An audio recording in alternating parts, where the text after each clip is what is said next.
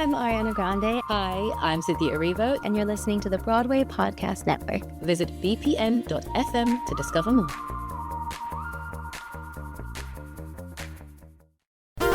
There's a cat over here. There's a cat over there. And the wrong one died. And the wrong one died.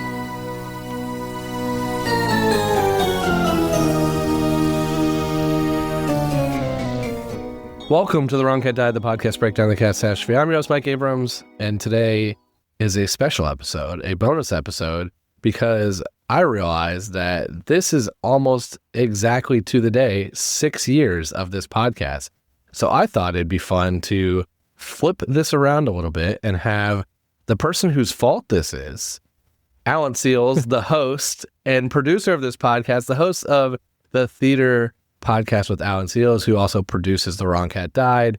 He is a co-founder of the Broadway Podcast Network and is the one who replied to my meme on Facebook 6 years ago that led to this show. And so I thought it'd be fun to have him come on and chat through the 6 years of The Wrong Cat Died and however many more it continues to go. So, I am baffled. Welcome, Alan. Thank you, Mike. I'm baffled. I'm baffled and excited and so unbelievably happy that we are now 6 years later. 6 years. Because like you and I, we've been friends for longer than that, and we see each other all the time. And like, I don't know, time just keeps getting faster as you get older. And the fact that we have put this together for 6 years just really baffles me. Because I remember the conversation when we started, you were like, 10 you know episodes. What? I got like 10 episodes in 10 me. episodes. That's it. I got 10 episodes. Here's my outline. Let's go. This is it. I'm done. 10 episodes. I counted the cats based on the songs. And I was like, I think we could do 10. I can do 10 episodes explaining that. And then I was like, I don't want to do anymore. I don't want to talk about the show anymore. I want to do this. The movie's going to come out in 2019. I thought the movie was going to change the world. It did, just for the wrong reasons. And I was ready to be done. And then I started interviewing people, and it changed the trajectory of the show. Well, what is it that made you want to even pivot in the first place? Because, I mean, you were like, you got a day job, you work at a great place, and you don't need the podcasting world or the headache that the podcasting world brings. But, like, why? Why do you put up with this?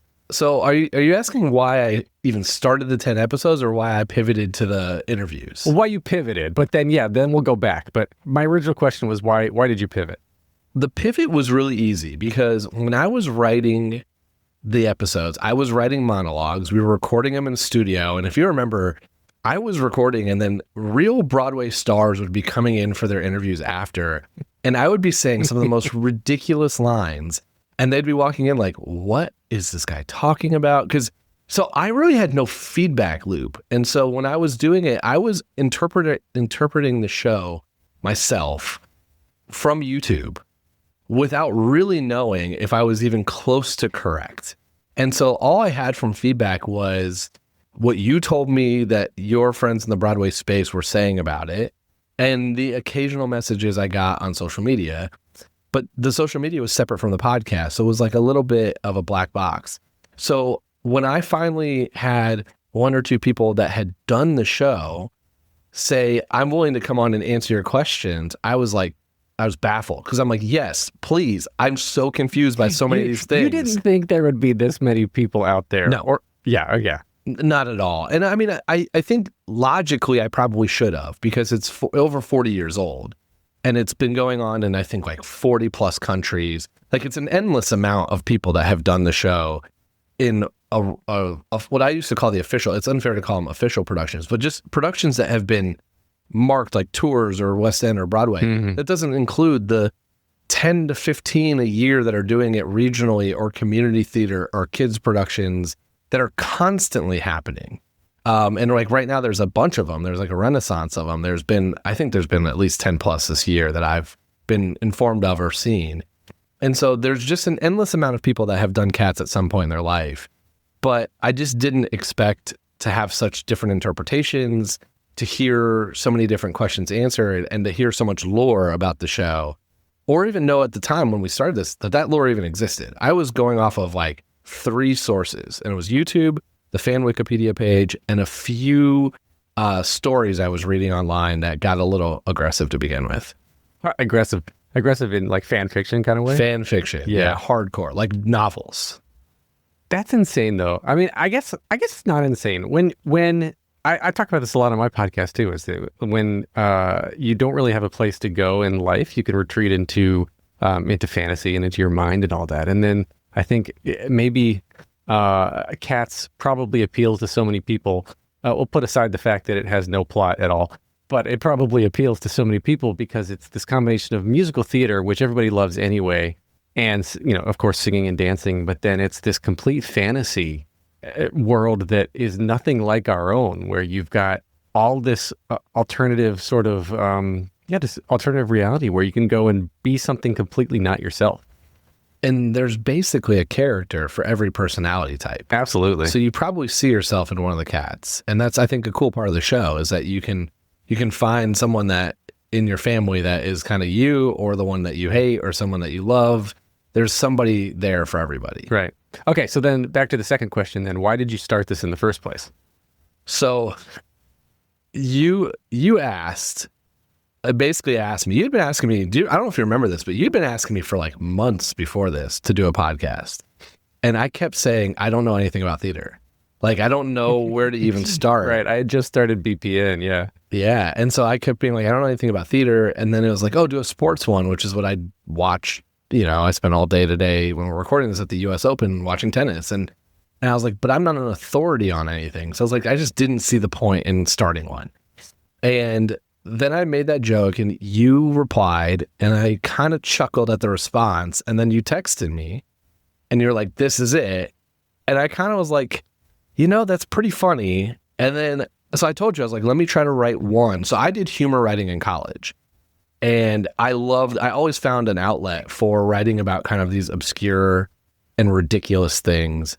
And actually, the first time I saw Cats in 2016, I wrote about it, which was in a newsletter that was in an email that was sent to friends and family in Indiana. It was like not blasted. It was not easily it was just an email. And I found such a vehicle of humor in Cats. And so when you kind of said that, I had that reminder of like, there's a lot here. Let me try to write one. And so what you're talking about, though, for those who may only be listening to this or haven't heard the story before, is correct me if I'm wrong, right? You had a picture of you introducing a Google Talk, which is how we met originally. You were introducing Google Talk. It looked like you literally were talking to a room full of people from this nice professional looking profile view. And then you had captioned it on Facebook, Grisabella is the wrong cat to die, prove me wrong. Or no, welcome to my TED Talk. Yeah, it was. Yeah. So we should link to that in the show notes. Oh, I'm gonna post that on social media again too. It's actually on my Instagram page. You can find it if you scroll back, because I've posted it almost every year as like a reminder, every annual reminder that this is what started it. But yeah, it was the trailer for that movie dropped in 2016, sometime that summer. And I probably had 25 text messages from people at home who remembered me writing about cats and were like, did you see this? And so I went and I wrote that Grisabella is the wrong Jellicle choice. The movie's going to set the record straight. Welcome to my TED Talk. And I posted it, and then I went back to work and I didn't think about it until I got your reply and then your text. And then I kind of like debated. I was like, yeah, that's pretty funny. Let me write one. And when I wrote one, I was like, I could easily write 10 of these. Like it was once I wrote the first one, I'm like, there's so much here. There's just so much content. Yeah. And it was fun. And we were doing them. They weren't long. They were 15 minutes. It's the first like 10 or 15 episodes. Yeah, literally. Just scroll back to the beginning of this feed. And it's the first like 12 and it's episodes. me monologuing. And you can see, I don't know anything about the show. I'd seen the show once. I was watching the movie on YouTube. There are clips on YouTube. And then I finally found the copy of the 1998 movie. And I was watching it in order. And if you listen to the first couple, you could tell, I don't even know who the other characters are in Act 2. Like, I don't know their names. I know nothing about them. I'm like learning it all as I go, which is hilarious to think about now with how much I know now.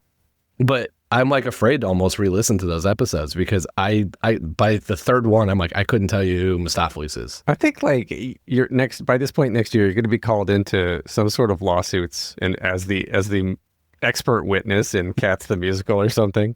Like they were fighting over the costume and she claims it was McCavity, but it was really Scramble Shakes. Mike Abrams hosted The Wrong Cat Died. Authority expert. There are people that know way more about the show than I do, but it's interesting because they know it from certain lenses. It's like they know this particular dance numbers version or what they saw. And I'm like, yeah, that's great. I've heard from every possible angle of this show, though. I've heard from college productions. I've heard from junior productions. I've heard from high school. I've heard from West End, Broadway tour, and everything in between. And it's kind of fascinating because now I'm using AI to be able to source through what people have said and have all the different theories at my fingertips. You should post another summation of who the choices are. I mean, I think I have it. Oh yeah, I posted every 25 or 50 episodes. I've got. Oh, really? I've got the rankings. So we're still. I mean, it's still like Gus number 1, Grizz still number 2, right? So it's Grizz is 1. I'll give you the as of. I think it's probably a few more counted than I that have actually been posted. So I'll spoil a few others, but right now the percentage is Grizabella has 42% of the vote. Gus has 34% of the vote. And then the next highest is Old Deuteronomy with 5. And then there's a handful after that. The long tail's pretty long. Yeah, it goes pretty long. And it's like a lot of people voted for their own character. After interviewing all of the Fulton Cats people, then... yeah, I actually haven't put all of those. I haven't put the Fulton or the tour where we did kind of like the rapid fire. I haven't put those in there. This is just episodes, pure episodes. Yeah, that's funny. Well, then looking back, does anything stand out as like one of the craziest things that you found out that was confirmed to be true? I think early on, one of the ones that kind of made me laugh was in the like Wikipedia page, there's like a whole headcanon page. And I don't know who updates it. Like, I don't know if there's a couple people that are doing it. It's like, it's a Wikipedia style. So there's a lot in that fan wiki. And there was something about Skimbleshanks and Tugger from the 2016 revival. And it was, I don't remember exactly what it was, but basically it was this question about Jeremy Davis and Tyler Haynes. And it was like there's a relationship that's not supposed to happen here that is happening here because of this one. And it was like in there talking about how because of 2016. So Tyler was one of the first people we had on. He was in the first probably 5 or 6 guests we had. And then I had Jeremy on, and I finally was like, both of you are going to answer this question. And they confirmed how that story happened and like why there is headcanon based on that. And I just remember kind of this like aha of like, I'm actually answering these people's questions. Like people that saw the show were obsessed with this like weird quirk that's not supposed to happen in the revival. And I'm like, yep, tell me what's going on. And I was able to answer that directly, which was super, super interesting to hear. You're the investigative journalist we didn't know we need. Yeah. Yeah, if you have a Cats question, you let me know and I will probably be able to find it or at least know who to ask to get a good answer. Well, then on the opposite end, what's one of the craziest things that you hoped to be true that you found out was not?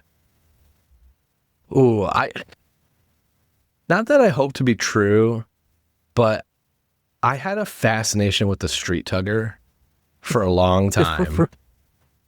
And then I had on Danielle Seta, who is an angel, and a wonderful performer, and was an early street tugger in Australia.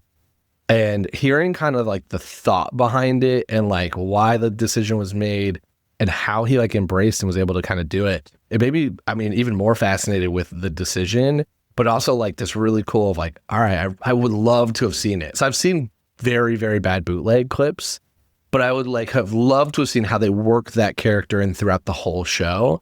And I just can't find a version that gives me like the entire 2.5 hours. But that decision's still so interesting to me is like why they made it at that time, why that particular character. And I got a little bit of that backstory. It was Daniel's episode's amazing to hear how that like came to life. But I have so many other questions that like a performer is not going to be able to answer for me about that. And I still want to know more. Well, how close have you been to interviewing Weber himself? So I've talked with his team. Obviously, I was very in touch with his team when we did the Phantom of the Opera stuff at the end of the Broadway run. But I've always said he's my last episode. Like he will be the very last one I ever do because that's the person that can definitively shut down my argument or one of the person, but he's the one that can tell me the rationale why, and I can't really argue against him. And there's only really him and maybe Trevor Nunn and probably like 2 or 3 other people that I could truly say that about. So I have not tried to have him on because I want that to be the very last episode. I want it to be when I'm done, and I'm not done yet. How long do you see yourself going from this point on? Another 6 years? I don't know.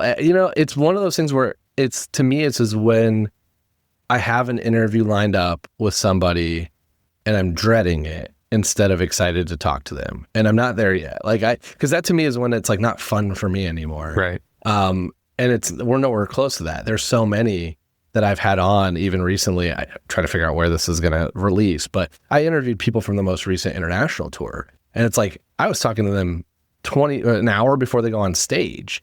And so it's like, that's just so unique and fun to hear them who are experiencing it every day and telling me. And then people who've done it regionally, that they just finished this, in a lot of cases, like kind of life-changing different version. Like the show seems to really, as a performer, really leave a mark on them. And so to kind of hear them do that and then get to experience that, I still find a lot of joy in that. And so I'll continue. Yeah. Weren't you told too by some of the, was it some of the Fulton cast or some others that your podcast is in, they were instructed to listen to it to get backstory? Yeah, that was a different regional production. And it was like during the rehearsal process, like early on, somebody who had been on the show and mentioned the show, they talked about it, and then it was a place for them. So they would go back and listen to episodes of the people that did their character to hear different interpretations. So I haven't figured out how to share my AI model with it, but I'm like, that's what the cool part is that I now can go back, and it's a little hard though, because when I ask them like, what's all the theories you have for this character? And then I realize that half of them are things I made up. So I'm like, I got to sift through like what's actual lore and what was me kind of being like, this is what I'm thinking. Is this true or not? But it is cool to see kind of all the different examples and different things, and it puts it right back to the episode. You're playing the long game. I get it. Like 10 years from now, when you're still going, someone's going to have in the back of their mind, it's power of suggestion. Someone's going to be like, I'm going to do a new production, and I think Gus is going to be the Jellicle choice this time. And then it's all going to have resulted from you starting this 6 years ago. I have offered, and I've been shot down. I think the LW Entertainment's more powerful than my recommendation, but I've offered to sponsor a night. I was like, I do the math real quick, but like if I buy like half the tickets, will you do this one night? You know, like what is the tipping point to where it makes sense for someone to do it? I was like, as long as you let me capture it. My dream is still actually, which I think would be so fun on tour, is to do an Edwin Drew style audience vote. And I've like had this moment many times where I would interview somebody. I've interviewed people for, a lot of times I'll interview someone who's in a new show, and then they did Cats before that. And I remember I went to one show where I was going to see the show before I talked to them. And I told them, I'm like, hey, I'm coming to see it. I'm excited to see you. And they were like, oh, you picked a good show. There's 300 people from my dance studio coming. And I remember they were in the ensemble, and the minute they ran out, it's not a character that like usually draws a huge audience cheer, and the place went nuts. And I just kept going, imagine this cat that's not the one that you should expect, the one that maybe doesn't even have votes, but you're in their hometown on tour, or the whole dance studio is there, and that random cat is going to be chosen tonight because they're going to go nuts in the crowd. How fun would that be? I think that'd be so cool. Yeah, everybody's got their own like version of the ending or something that you only get to see. Yeah. I'm down for that. I mean, so we have to figure out what the cost-benefit analysis of violating copyright violation on several different levels. For sure. So I have a little hope that there's been all of these new Andrew Lloyd Webber productions happening where there have been changes. So it's clear, like Cats of Jellicle Ball is Cats, but in a totally different version. And, you look at what they did with Sunset and Evita and all these other things that are happening. There's the new Masquerade. Like they're playing around with stuff of his right now that you're telling me I can't just tweak a little bit here. Like it's clear he's open to it for money. For money. I'm wondering how it will work, how it could work. And this is somebody's very, very big right to produce is, I guess, just like Jellicle Ball didn't change a single note, but still made it a completely different, I'll put in air quotes, different story, right? Yep. It was a totally different theme. So maybe if there's some way, so Gus could ride the tire up to the Heaviside layer while still singing the normal closing that they always sing, why not? I don't think you have to change much. I've thought about this way more than any human has ever thought about this particular question, or a lot of things in general. But your cat But thinks if about you- it all the time. If you allow Grisabella to sing Memory, and then when the moment you start to walk her down the processional, you just stop, and then you pick somebody from that line, and then all you have to do technically is make sure that there's somebody is ready to fly. So there has to be either some type of rig, or you have to have some way that a different person or a different height or weight or costume could do that. And then when you get to the very last song, you have to then slot in wherever that person went. Sure. And that's it. There's no other changes you have to make to the show. There's literally zero. The whole entire show goes the exact same way. Well, why hasn't this happened, listeners? Like, come on. Make Mike's lifelong dream come true. I tried to get a Civic Theater to do it on their last night. I'm like, it's 4 shows. Just do it on one of them and see what happened. And they didn't do it. But I understand the not wanting to anger the LW group, which is probably a little more powerful than I am. Well, let's workshop it. We know some people. Let's workshop some concepts, put together a little pitch deck, and then just, wait until... It's right there. Yeah, to start workshopping it now. So in a couple of years, when it's ready, we got the new version. Right when Andrew Lloyd Webber comes into town to see opening night of your production, then he'll be your final guest on the podcast, and life will that's just it. wrap up in this pretty little bow. Yeah, I will have succeeded in changing the ending of the show so I can tell him the wrong cat died, and now here's my version of it. Mr. Abrams, you've opened my eyes in a way I've never previously imagined. Thank you. What's funny is that I don't think a single thought actually went into that question, because I'm sure this was, if you look at the show, it had to have been a drug-induced, chaotic writing that they just were like, yeah, sure. She sings the power ballad, let her go. It's got legs. Let the producer see it. Yeah, let's do it. There's no way they thought, well, what about this character? What about this character? There have been worse movies made on more terrible premise than that. So For sure. Anyway, well, thanks for doing what you do, because you're touching a lot of lives, and it's been really interesting to see the journey of the fans and the podcast itself, and just like going to these different places and seeing the reactions it causes. It's really cool. Yeah, we have another trip coming up probably soon if you're interested. Oh boy, there's so many more productions that I keep getting sent that's happening, which is really cool. How many times Cats is being done? Like, I think kudos to the LW group for allowing, like, I think they're still now the LW group. I think they Really Useful just changed their name. Really Useful is now LW. Yeah. But it's cool to see how many different places are doing it. I know my hometown's doing it, hit their season next year, so I'm excited for a dinner theater version. And I already am like, all right, I got to call them, because I don't think they realize that I grew up like 5 minutes from that theater. They've got to put you in one of the performances or something. Like, you've got to be in the old dude suit during intermission or something. Yeah. Just let me come on stage before and be like, after the show, if you have questions, come see me. That's a great idea. Host a talkback or 3. Like, you could just moderate. Could do a Like, all right. Now, as you all know, I am the U.S. national leading expert on Cats the Musical. I will tell you a funny parting story here before we wrap up. But one of the most interesting things I go and out, I've been to enough. So like when I was at the Joel Cabal the second time, I was sitting there and my friends were in different seats. I got my ticket the very last second. So I was by myself, and I was just like, these 2 ladies started asking questions like, oh, what's this about? And I was like, how deep do you want to go? And I love just being in there being like, I can answer at intermission all of your questions. I had to bite my tongue with you, at Fulton, being like, there's people behind me asking all these questions. I'm like, do you want to know the answer? But I'm so used to doing it. I was sitting when I went to the international tour, and I had this family behind me, and I was like ready because I was by myself and I was waiting. The director sat with me later, but I was like waiting and just sitting there kind of like mesmerized at the junkyard.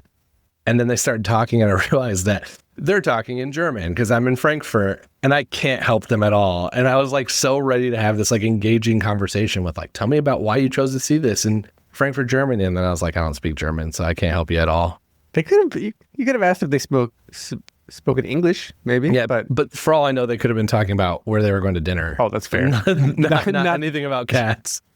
So I don't have the slightest thing. I know zero German, and so I was just enjoying the show instead. Mm-hmm. Yeah, but it's funny that you've got to see it all over the world like that. That's really cool. I've seen it I've seen it in more places. I've still shockingly not seen it as many times as people would think, given the amount of episodes that this podcast has. Well, it's a huge cast, so one production produces a lot of people to talk to. That's true. And more to come. There's more lined up already. More people coming on. More regional productions I'm going to hopefully go see. And yeah, we'll see how long this keeps going. Maybe we'll talk again in a year. Let's keep it going, man. Keep producing for me. Awesome. Well, this has been so fun. Thank you for listening to 6 years of shows. And thanks everyone else for listening to this episode of The Wrong Cat Died, the podcast breaking the cast. Actually, to follow along, you can subscribe on Apple Podcasts, Spotify, or anywhere else. So this podcast, follow us on social media at The Wrong Cat Died, or check out our website, thewrongcatdied.com.